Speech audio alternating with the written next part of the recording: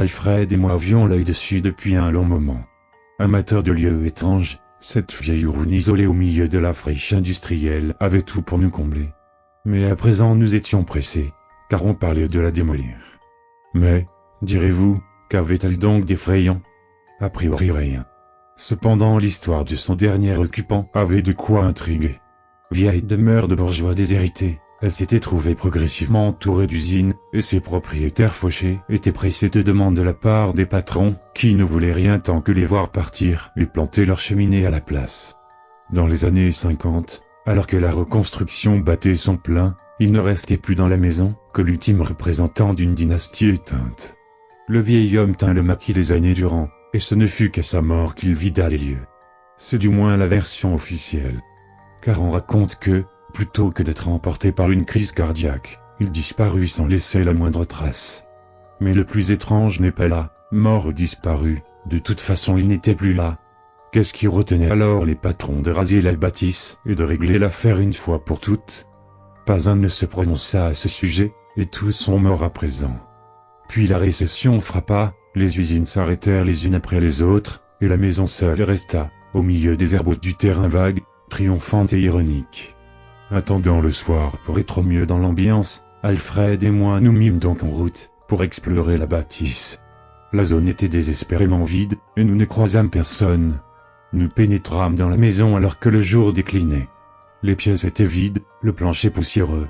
Mais rien de remarquable en somme.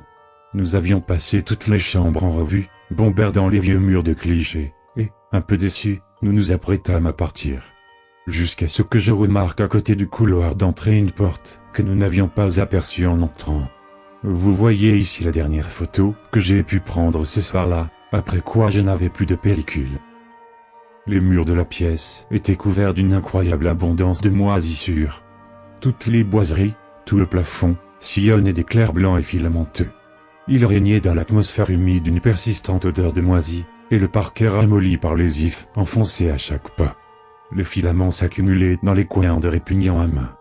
Comme je voulais pousser la porte pour voir ce qu'il y avait derrière, quand bien même je l'avais ouverte sans mal en arrivant dans la pièce, elle m'opposa une forte résistance.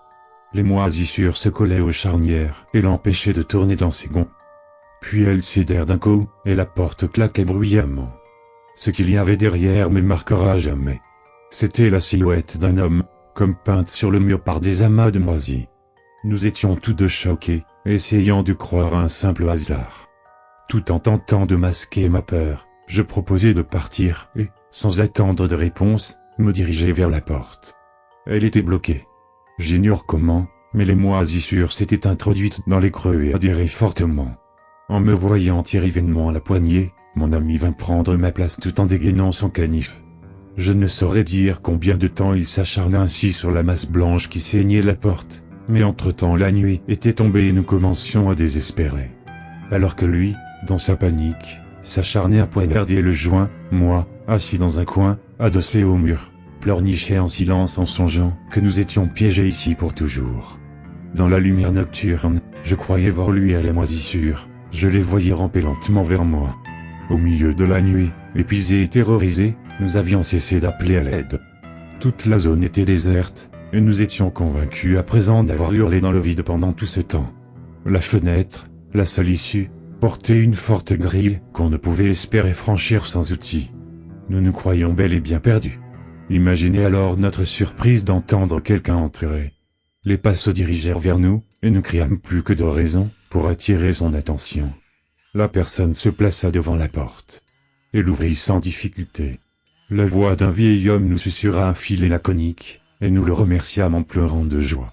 Nous étions si heureux d'en avoir enfin fini que nous partîmes sans nous retourner, oubliant même notre sauveur. Beaucoup de temps a passé depuis notre aventure, et, entre-temps, la maison finit par être démolie. Je n'en ai gardé que quelques photos de l'intérieur ainsi qu'une répulsion violente envers tout ce qui paraît moisi, mais je me suis cru tiré d'affaire après toutes ces années. Jusqu'à ce que je découvre cette tache sur mon épaule. Une tache blanche et fibreuse que nul traitement ne peut arracher. Ne me touchez pas. Ne tentez pas de me voir.